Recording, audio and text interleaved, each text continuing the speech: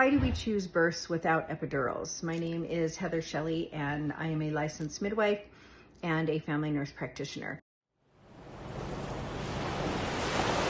That is individual to each woman. I can tell you why I chose natural birth over an epidural.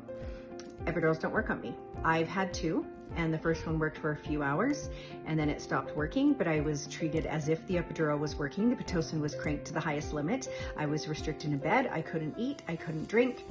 And it, in my opinion, was an absolute nightmare. And I hated it.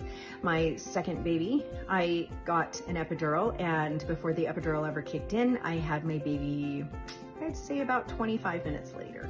And so I was like, what is the point of having your baby in the hospital if you can't get an epidural?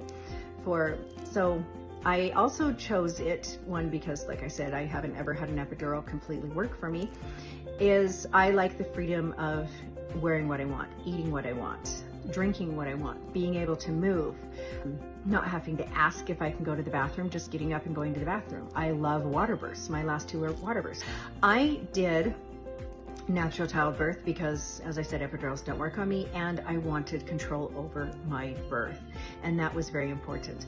Some women do natural childbirths because they want to give birth outside the hospital, and outside the hospital you need an epidural. I mean, you can't get an epidural, and so in order to, that's the trade-off. So some women don't want the medication of an epidural. They don't like not being able to feel their legs. They don't want a catheter and risk the potential bladder infection that comes with it.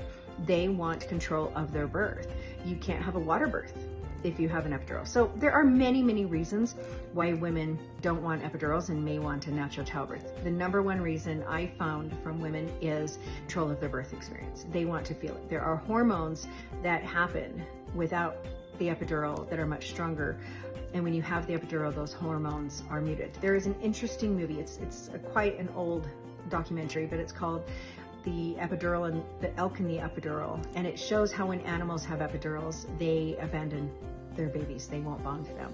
And that is something to kind of think of, that we are humans, so we can bond to our babies, but there is a hormonal component that is interfered with. So each woman is different, and there's a time and a place for both, and the choice is just, it's yours. There's no right, there's no wrong, it's your choice.